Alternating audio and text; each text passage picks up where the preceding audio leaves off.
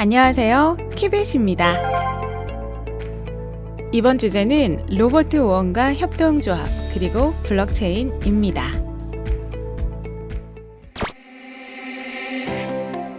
19세기 초의 영국. 19세기 초의 영국은 산업혁명의 본고장답게 모든 환경이 급격하게 변모하고 있었습니다. 기계의 등장으로 생산량이 폭발하기 시작했는데요. 인구도 급격하게 증가했습니다. 그래서 이 시기의 사회 현상을 관찰하던 학자들은 인구가 더 이상 증가하면 인구가 생산량을 압도해 인류가 멸망할 것이라는 결론을 내리기도 했습니다. 경제학자 멜서스가 말했던 인구 폭발론이 바로 이런 측면을 강력히 뒷받침하는 이론이었습니다. 따라서 당시의 지배층은 인구 폭발을 막기 위해 노동자 및 소장농에게 최소한의 임금만 줘야 한다고 말했습니다. 임금을 최소한에서 더 줘봤자 노동자들은 생식밖에 모르는 존재이기 때문에 인구만 더 늘어날 것이라 보았던 거죠. 오늘날에서 보면 가히 충격적인 내용이지만 실제로 당시의 지배층은 그렇게 생각하고 있었습니다. 그러나 멜서스가 예언했던 인구 폭발론은 시간이 지나며 그 한계점이 드러났습니다. 첫째로 인구가 급증해도 생산량이 인구를 압도할 수 있을 만큼 급격히 늘어났으며, 둘째로 늘어난 인구가 끝까지 관리되지 못하는 경우가 많았기 때문이었는데요. 여기서 두 번째 문제의 경우 산업혁명의 어두운 이면 중 하나를 보여주는 모습입니다. 6살 전후의 어린아이들이 공장에서 하루 평균 12시간의 일을 하면서 죽거나 정상적으로 자라나지 못했고요. 환경오염으로 아동 사망률이 오히려 일시적으로 증가하기도 했습니다. 문제는 이 모든 것들이 이전 사회에서 찾아볼 수 없는 새로운 현상들이었다는 겁니다. 그 어떠한 법적 제재도 가할 수 없는 상황이었던 거죠. 결국 기계와 자본가의 일반적인 작용 운동에 의한 노동자 측의 반작용 운동이었던 러다이트 운동이 일어난 시기도 바로 이때 19세기 초였습니다. 로버트 오원과 협동조합. 로버트 오원은 이런 혼란한 시기에 대한사회를 꿈꾸며 최초의 근대적 협동조합을 건설한 혁신가였습니다. 전형적인 시골 서민의 가정에서 태어난 그는 고등교육을 받지 못했는데요. 특유의 사업 수완으로 불과 18세의 나이에 100파운드를 차입해 섬유 기계 공장의 주인이 된 인물입니다. 그리고 29세에 뉴 레너크라는 지역의 거대한 면화 공장을 경영하는 우두머리로 자리 잡습니다. 그가 당시로서는 이상사회였던 협동조합을 건설하게 된 때도 뉴 레너크에 자리 잡게 된 이유였습니다. 어릴 때부터 공장의 말단 직원에서부터 한 지역의 우두머리가 된 그가 보기에 사회 갈등은 각 계층의 맥을 짚는 포인트가 잘못되었기 때문이었습니다. 노동자들은 태어나면서부터 열악한 환경에서 자라나므로 당연히 투박한 생활 양식을 보일 수밖에 없는데요. 자본가들은 그것을 천박하게만 생각하고 기술과 사회는 진보할 수밖에 없는 반면 무조건 옛날만 생각하며 기계 파괴를 추구하는 노동자들도 문제라 생각했던 것이죠. 그리고 그가 그 중에서 가장 문제라 생각했던 것은 무분별한 자본주의적 경쟁에 따른 희생자 속출이었습니다. 결국 그는 어릴 적 몸소 경험한 공장의 극악한 작업 환경과 자본주의의 무법적 경쟁의 개선을 위해 그동안 벌었던 돈을 협동조합 사회 건설에 쓰게 됩니다. 처음에는 여태껏 해보지 못한 실험이다 보니 자본가는 물론이고 노동자도 그를 의심했는데요. 그의 진심이 담긴 지속적 행동으로 인해 점차 마음을 열게 되었습니다.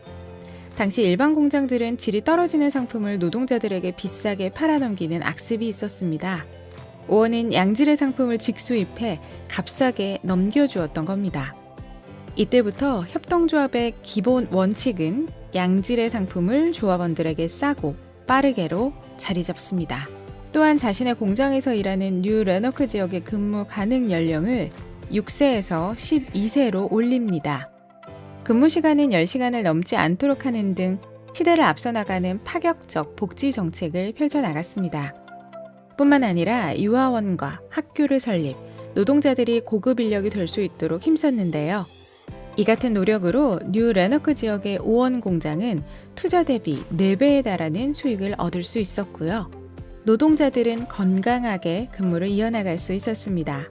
일례로 이 무렵 오원의 경영 방식에 감동한 노동자들이 외부에서 뉴 레노크로 돌아오는 오원의 마차를 말 대신 끌어줬다는 이야기가 있습니다. 지역 자본가들도 이 무렵 로버트 오원식의 원시적 협동조합에 호감을 표시하며 그에게 다가오기 시작했습니다. 로버트 오원식 협동조합의 한계와 오늘날의 협동조합.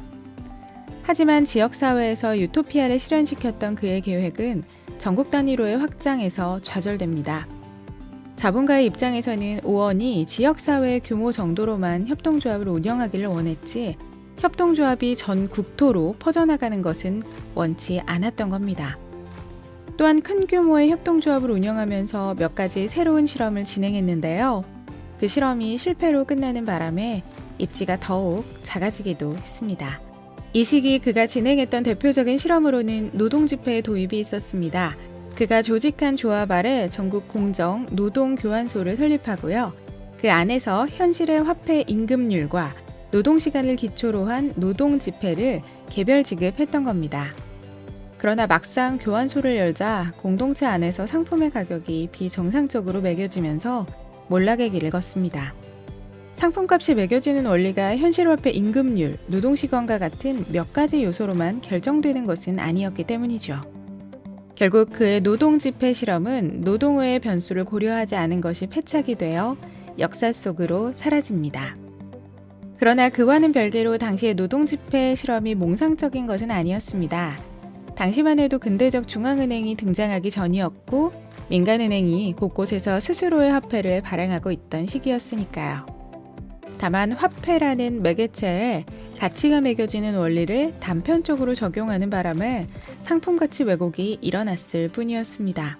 한편 오원은 전국 단위의 조합운동에 실패한 이후 미국에 가서 새로운 사회를 만들려는 결심을 합니다. 그러나 여기서도 그의 운동은 실패로 끝납니다. 급기야 말년에는 심령술에 빠져 심령술사와 탁자 두드리기 놀이를 하다 여생을 끝내게 되죠.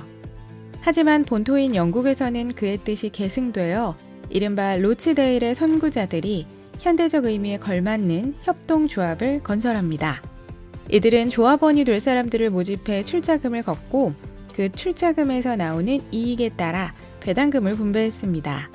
상품의 거래는 중간 유통 없이 조합원들 사이에서 곧바로 이루어졌기 때문에 품질 좋은 상품을 비교적 값싸게 얻을 수 있었습니다. 뿐만 아니라 민주주의 정신에 입각해 주요 의결사항을 1인 1표의 원칙으로 투표하게 했습니다. 이 과정에서 여성의 투표도 허용되었는데요. 이는 영국 정치에서 여성 투표를 허용한 것보다 한 박자 더 빠른 움직임입니다. 그리고 이런 협동조합의 흐름은 오늘날까지 계승되어 내려오고 있습니다. 특히 스페인 협동조합 몬드라곤은 오늘날 가장 성공적인 협동조합의 사례로 꼽히는데요. 몬드라곤 협동조합은 스페인 기업 순위에서 7위를 기록할 만큼 협동조합의 정신과 자본의 효율성이라는 두 마리 토끼를 잘 지켜나가면서 성장하고 있습니다. 이들은 현재 금융, 제조업, 유통, 교육 4개 분야에서 조합을 육성 중이며 총 100여 개의 협동조합과 140여 개의 자회사를 가지고 있다고 합니다. 규모가 워낙 큰 협동조합이라 조합 내 어느 한 조직이 망해도 다른 조합원이 즉시 구제해주는 방식으로 운영되고 있습니다. 반면 몬드라곤 협동조합과 같은 나라에 있는 어떤 협동조합은 전통적인 협동조합과는 다르게 소비자의 권익을 위해 만들어졌습니다. 그 조직이 바로 축구를 몰라도 한 번은 들어봤을 법한 FC 바르셀로나입니다. FC 바르셀로나의 팬들은 FC 바르셀로나에 직접 출자금을 넣어서 회장 선출의 권리를 행사할 수 있음과 동시에 총회 구성원으로 2년간 활동해 단의 각종 계획과 예산안에 대한 의결권을 얻게 됩니다. 이외에도 오렌지 농가가 모여서 만든 협동조합 선키스트, 포도농가 협동조합 웰체스, 한국의 유기농 협동조합 한살림 등이 모두 이 분야에서 활약하고 있는 단체들입니다. 특히 포도음료로 유명한 웰치스의 경우 원래는 주식회사인데요. 주식을 전부 조합원들이 가지고 있는 특이한 구조를 가진 것으로 유명합니다. 이렇게 그들은 현대 협동조합의 취약점으로 지적되는 수익성 문제를 해결하면서 동시에 협동조합의 근본 원리인 협동정신을 지켜낼 수 있었습니다. 협동조합과 블록체인의 접점.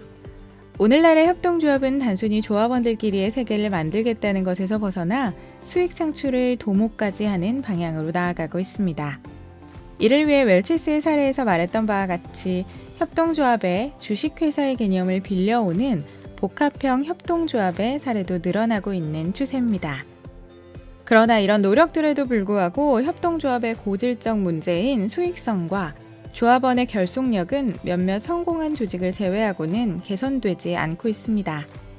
어떤 사람은 협동조합의 근본 가치는 수익 창출에 있는 게 아니라 협동 정신에 있을 뿐 수익성은 단점이 될 수 없다고 하지만요. 현대 협동조합이 그렇게 변모한 데에는 그만한 이유가 있습니다. 결국 어느 정도의 수익이 일정하게 나오지 않으면 그 어떤 조직도 지속적으로 유지될 수 없다는 게 현실에 봉착하기 때문입니다. 따라서 협동조합은 조직을 유지하기 위해 지속적인 수익 창출을 도모해야 하는데요. 사실 이 분야에서는 수익성을 1순위로 두고 만들어지는 일반 사기업을 이기기 힘든 게 현실입니다. 그렇다고 해서 협동조합만의 장점이 될 수 있는 조합원의 결속력을 유지하는 일도 쉬운 문제가 아니죠. 협동조합의 특성상 적은 출자금만 내면 누구나 조합원이 되는 경우가 많은데요. 이로 인해 각 조합원들의 책임과 의무를 크게 느끼지 못하기 때문입니다. 이 과정에서 협동조합의 독특한 특징 중 하나인 의결권의 1인 1표는 허울만 존재하고 조합원의 자치라는 본연의 뜻은 점점 희미해져 가는 경우가 많습니다. 반면 블록체인은 신기하게도 협동조합 본연의 가치를 가져가면서 더 나은 대안을 만들어가고 있습니다. 앞서 말씀드렸던 것처럼 협동조합의 최초의 목표는 조합원들 간의 협동을 통한 양질의 값싼 상품 거래였습니다. 그리고 이 양질의 값싼 거래는 중간 유통을 생략하고 직거래 체제를 구축함으로써 실현 가능했죠. 하지만 오늘날 현실적으로 규모가 큰 몇몇 협동조합을 제외하면 오히려 자본시장의 가격 경쟁력을 극복하지 못하는 경우가 많습니다. 블록체인을 통해 만들어지는 암호화폐 생태계의 경우 같은 뜻과 목적을 가진 사람들이 중개인 없이 효율적으로 공동체를 키워나간다는 점에서 협동조합과 매우 유사한 특징을 가집니다. 그러나 암호화폐는 출자금을 통해 운영되는 게 아니라 사용자들에게 일종의 토큰을 부여해 동기를 유발한다는 점이 다릅니다. 예를 들어 창작자들에게 게시글 하나에 대한 보상을 매기는 스팀 및 커뮤니티 구성원들은 보상으로 현금 대신 스팀이라는 코인을 지급받습니다. 그리고 스팀의 가치는 거래소나 다른 사람과의 교환을 통해 실시간으로 그 값이 매겨집니다. 결국 커뮤니티의 질적 상승에 따라 스팀의 가치도 올라가므로 각 구성원들은 자신의 위치에서 양질의 컨텐츠를 업로드하기 위해 노력하게 됩니다. 그것도 아니면 본인의 자금을 투입해서 스팀의 가치를 직접 끌어올리기도 하죠. 이렇게 되면 암호화폐는 현대의 주주 자본주의 원리와 다를 바 없어 보이는데요. 그 매개를 단순 주식이 아닌 토큰으로 부여했다는 점에서 큰 차이를 가집니다. 뿐만 아니라 기술적인 면에서도 블록체인은 협동조합의 단점을 보완할 수 있습니다.